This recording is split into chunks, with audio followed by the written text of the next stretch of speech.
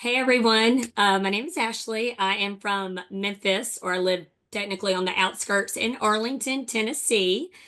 I technically started at Supreme in August of 2014. We were here for 7 years, and then we actually left in October of 21.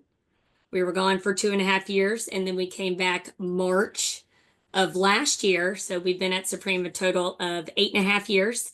I've been in true lending for 11 years, but prior to that, I worked at Wells Fargo in subprime lending. That was just a totally different world, but long Oh, no time. doubt. True lending, 14 years. That's awesome. We're so glad to have you back. Hey, I want to talk about coming back. We have something that we highlighted all over social media. So first and foremost, if you're not on our Facebook page, the Lending Lounge, please go in there. And I know Morgan and Amy, you'll put in there how they get into the Lending Lounge. But the Lending Lounge is for our loan officers to share ideas, our producing branch managers, et cetera, and everybody to collaborate in that world. But please go in the Lending Lounge. But you will have seen in there and also on our Supreme page what I call our comeback situation. And in the last 12 months, we have had 99 people Wow. return to Supreme that have left Supreme and they've come back. And so, Ashley, before we jump in, I would love for you to talk a little bit about why you came back and what you missed and what was a big gap, because I hear it all the time from recruits, but I think it's really important to remind everybody how special Supreme is. I got an email this morning from two gentlemen that have joined us, and they said our underwriting, and they both have been in the business a very long time. They're up in Washington, and they said our underwriting is the best we've ever seen in 22 years. 22 years, and they were at two of the biggest IMBs, and they've come over here. So thank you for sharing that with Sue and her team, because we're so lucky to have them. Anyway, talk to us about the comeback. Well, I was so excited to come back. Supreme is just different from any place that I've ever worked. Like it's truly a family and just deep connections that I have made. There's people from all over that I see twice a year, President's Club and Sales Rally, and that's it. And when we see each other, I mean, we spend so much time together and you just rebond. And like John McClellan, he's so dear to me, and I only see him twice a year. We never talk, but when we do, like we jump right back where we left off. So for me, when we left, it's like part of my family. I mean, it's like I lost family. When our system have how me and my team work, like we have a great system and a great process, so we can get loans through.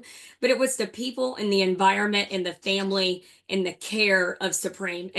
You just can't match that anywhere. I know we came back in March, and I think in like September, October, this huge storm came through. Like it hit Florida. I remember it hit Rachel, and then it just hit a lot of people. Mhm. And somebody from branch support called to make sure that me and my team were okay. And like, I've never had that before. I mean, Supreme, you matter at Supreme, no matter what your role is, no matter if you do one loan a year or 500, or if you're Matt Garcia, doesn't matter. Everybody is important at Supreme. And I feel that. And that just means everything to me.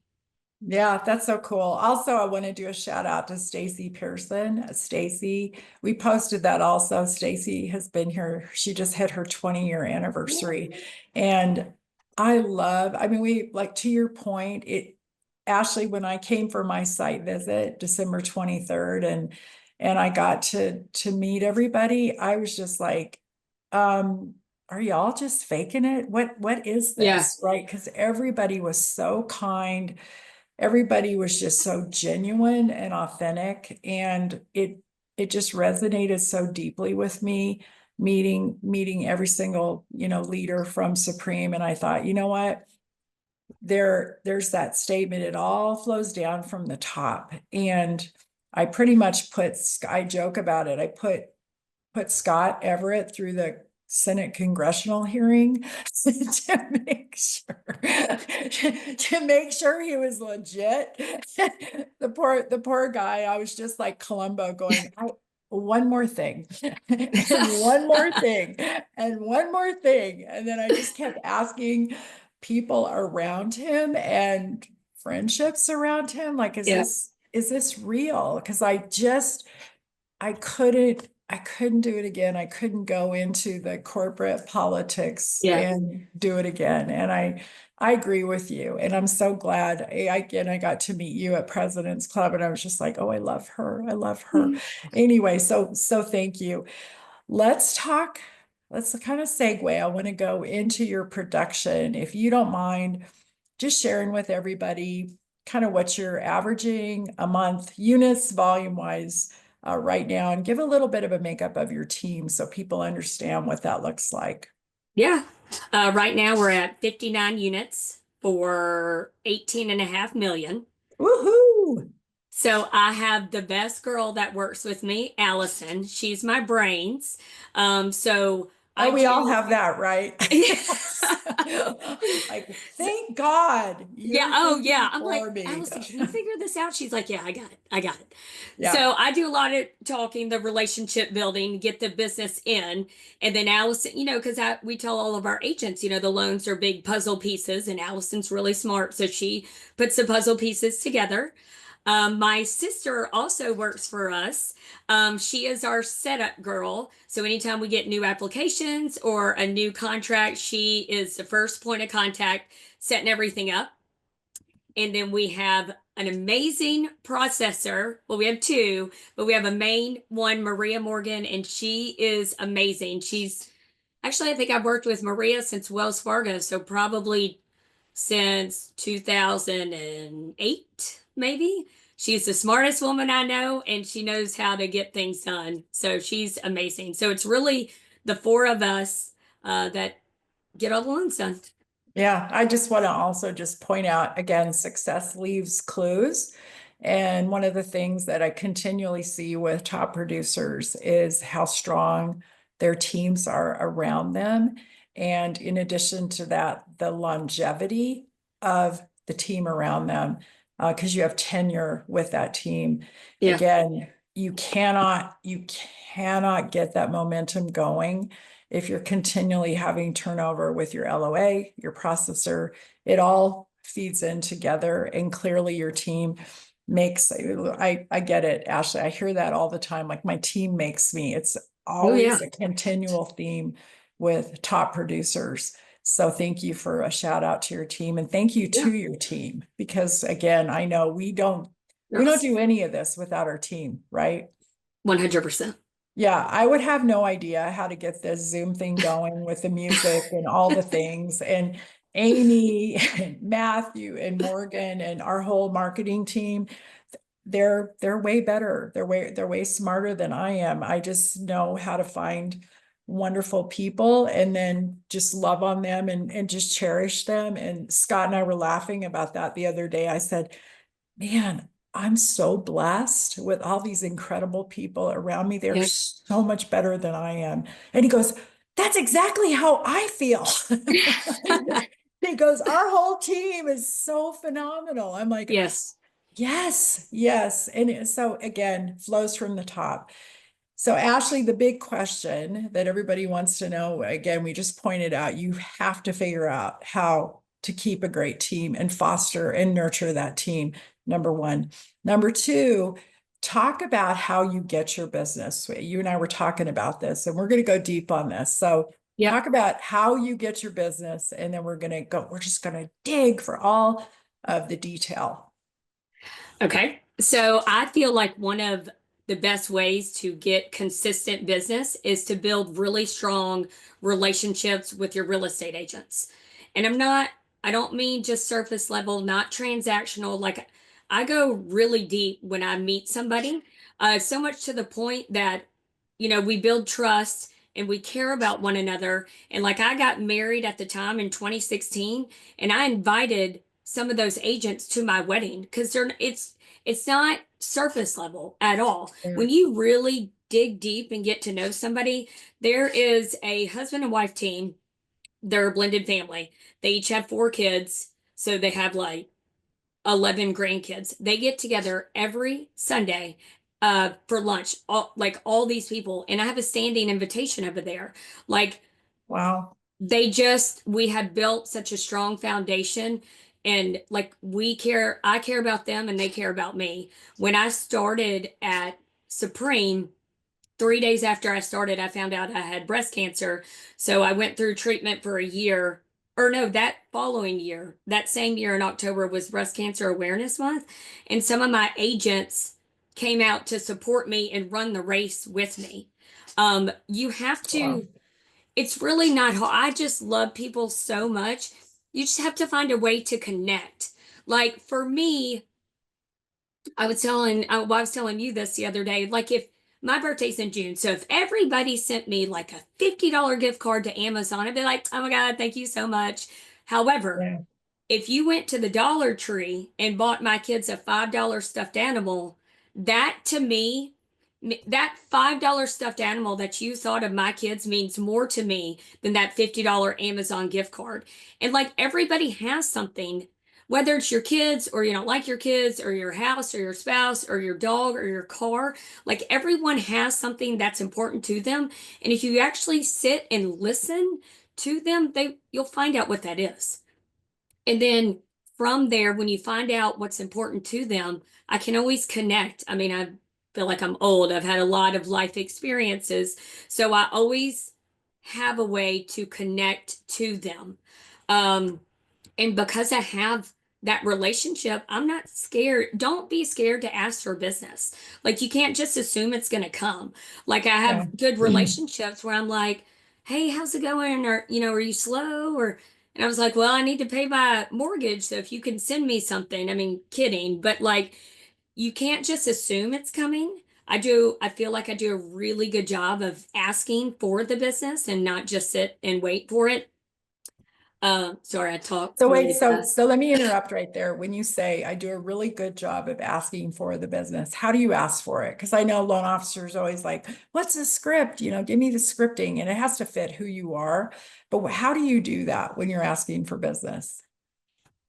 I, Depending on the agent and depending on how Yeah. close of a relationship I have, like I'll usually touch base on a Monday, ask how their weekend was, ask how their dog was that they care about, and then we ask how business is going.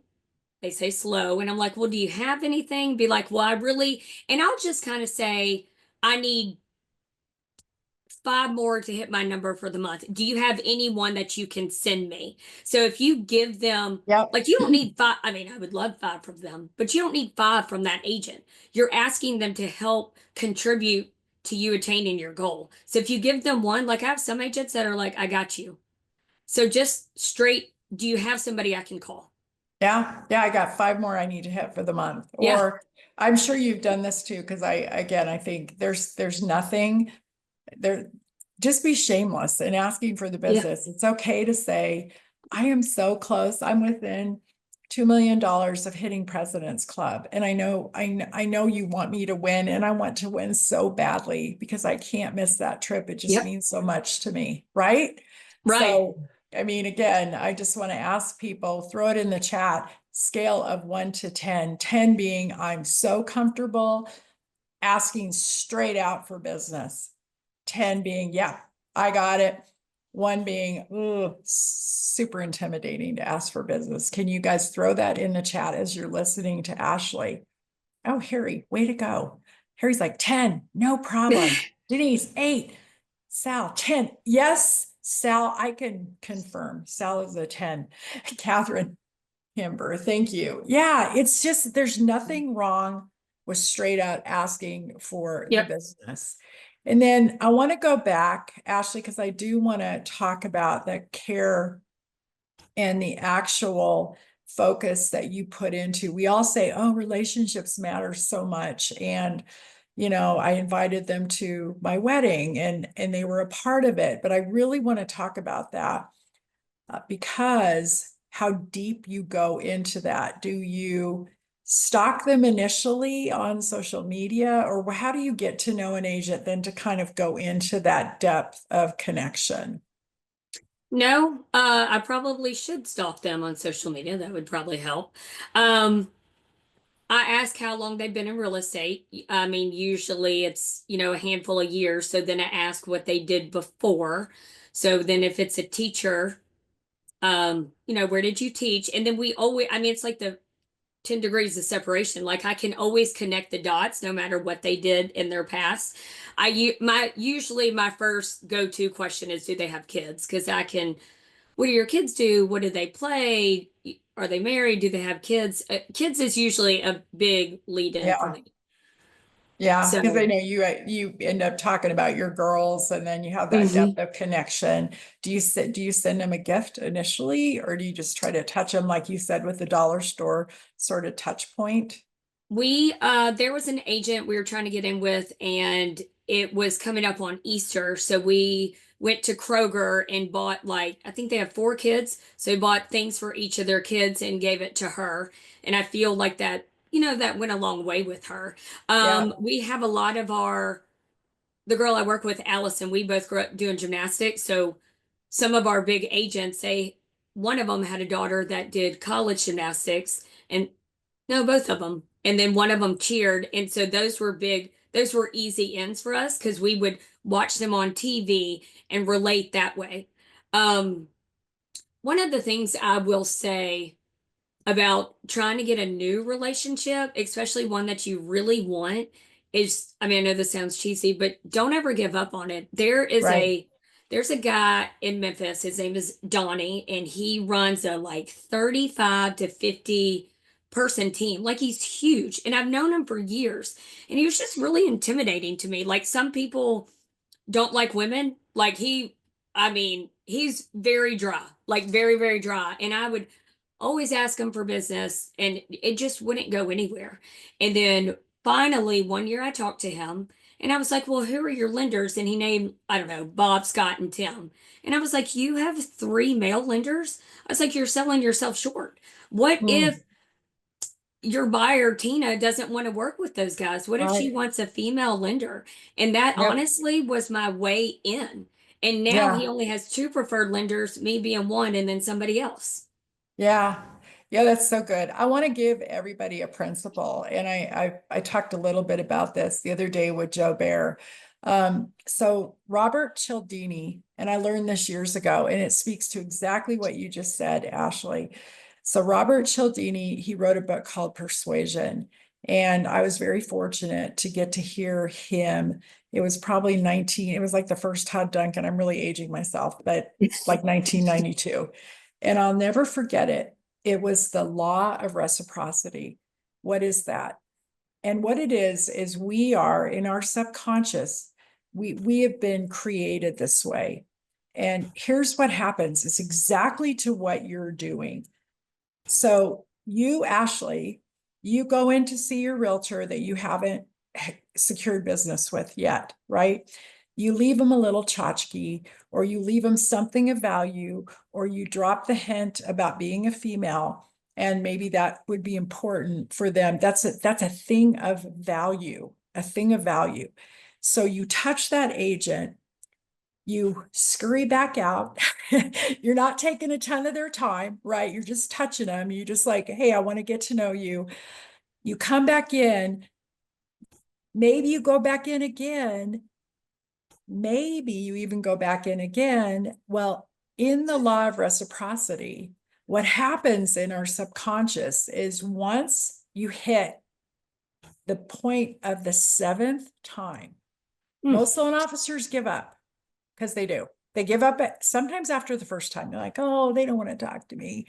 Again, people always ask me, how do you recruit? How do you recruit? I'm like, I stalk prior to arrest, literally, meaning I'm going to keep after you in the nicest way. You're going to have to tell me to go away and never bother you again. And most people will not do that.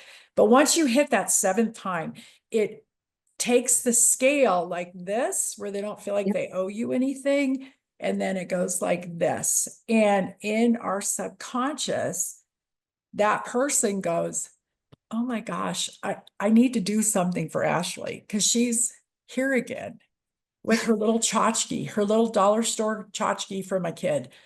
I need to give her a deal, right? So Yeah. just remember that principle of the law of reciprocity, because again, it may happen after the first time, it might happen at the third time, it might happen at number 50, and that could possibly happen.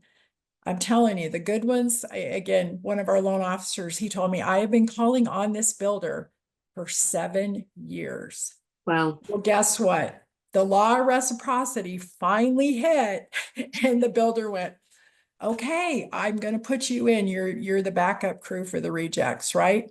So keep that in mind. But I love what you just said about how you approach realtors, how you ask them for the business. You're always looking at that individual situation and then going in for, okay, this is how I'm going to get them. Let me ask you this, Ashley. So here we are in this time in the industry where we've got, oh my gosh, Mm. Bayview buying Guild, and you got Zillow and all these partnerships happening, and Rocket and all the things coming in. How does that set up for you going forward? And what I mean by that is, what are you doing that's different that has challenged you to get really, really uncomfortable? Social media. I don't Yeah. like being on the camera. And we talked about this the other day when we were at sales rally and somebody was up there talking, because it's kind of like what you said earlier, like nobody really care. You're your own biggest critic. Like Correct. Yeah. sometimes I feel like I sound like a smoker. I sound like I'm like, hey, how's it going? And I don't look the way or I don't whatever. But when we were at sales rally, the guy was like, if you have a lunch meeting with somebody and you pull up and then you pull down your rear view mirror and you're like, oh, my hair looks terrible. I sound like a man. You're not going to like stand that person up. So if I'm going to still go in that meeting with the way that I look, why don't I put myself out there? You have to, what, because I've been in this industry for so long, you have to be open to change and willing to adapt. Like when we started, we were doing 15-year adjustable rate loans. Like that's just what we sold. So with everything coming down, I mean, I'm not worried about all the other companies buying each other. I mean, I know like Supreme's not going anywhere. I think it only will work better and be in Supreme's interest for all these other companies to kind of fold. Yeah. Yeah. One of the things I will say, uh, obviously we know the market, the economy is not great, but like it's all in how I mean, we're trying to get these agents to trust us. It's all in how we present it. Like if I went into a sales meeting, I was like, yeah, I mean, the market sucks. I can give your agent like an 8. I mean, I'll never forget we went to a builder meeting and we were like, look, we know that rates aren't what they used to be, but you have to pivot and find solutions and be positive about it. I mean, I cheered back in my younger days, so I always try to be like super excited when I go see people. One of my agents, every time I see him, he calls me Tigger. Like I you love have to that. be Yeah. upbeat and positive. You can't just be like, oh, another mortgage company, whenever they suck. Like, I can't Yep. control anybody else. Like, I can only worry about us and Supreme. And so I just try to keep a positive outlook on all the things that are going Yep. around. I mean, I heard a lot of scary stuff about Zillow. Like, they're going to kick all lenders out. And we do a lot Yep. of co-marketing on Zillow, but like, I'm not worried because some people, yes, they like all that online stuff, but I can't tell you the number of loans that we've taken from Rocket and stuff like that. They want a person. And so Yeah. that doesn't, I'm not Yeah, worried about be them. be a be a Tigger in an Yeah. Eeyore world. Yeah, it's so true. And again, I put that post out there today about, hey, nobody Yep. cares about you. Right. I mean, again, they're not thinking about you. They don't care about you. If you make a video, they're not going to be like, oh, she just didn't look that good. Whatever. They're going to look at it. Yep. Maybe the message. It was funny. I had a loan officer reach out to me the other night from another company, and she just said, thank you. Thank you for all the positivity on social Yeah. media. It feeds my soul. It feeds my soul. And I get to talk to her because you know what? I'm obsessive. Ashley, this is another success leaves clues. Top loan officers, we stay on the sunny side of the street. You have to. And there's no reason not to, because the numbers that we're seeing with all the loan officers getting out of the business, you have a better chance of getting business right now than you Yep. did during COVID. Yep. On 100%. purchase wise. Again, I'm not putting refis in that mix, but you do, because the numbers are shrinking. So that's a super positive thing. Hey, we're going to wrap up. We're going to give it one more minute. The one thing I want to ask you, always, it's so much fun to hear from people. What's something nobody would ever guess about Ashley that we need to know, that we think is super fun or not? Okay, well, I have two. One's really nerdy, and that's okay. So Love it. from kindergarten till the day I graduated high school, I never missed a day of school. Oh, I love you. So So you got like the attendance award. I did. I did. Yep. Okay, what's the second thing? I was named after my dad. A lot of people probably don't know my first name is Aaron. Aaron. Erin. Yep. Aaron, I love that. Miss attendance. No wonder you're so good. It's the consistency. You're going to out consist them. So Anyway. when my daughter had to miss a day of school in kindergarten, I was like, no. Oh my God. You can't miss. No one. I love it. You are Miss Attendance. That just makes me so happy. Total nerd. Love it. Ashley, thank you so much. You're You are welcome. lovely inside and out, and this was so helpful. And go be brave, right? Get out there and go be brave and ask for business. And again, do something that's super uncomfortable. Hey, shout out to John McClellan too. He went out and he made a video, and if you haven't seen it on the Lending Lounge, it is spectacular. Oh, awesome. And way to go, John, because I know that probably wasn't like super comfy for you, but you did it. Anyway, all right. Everybody have a great rest of your Thank day. y'all. Thank you. We love you, Thank you. Ashley. Very Bye. Thank you. special. Thank you.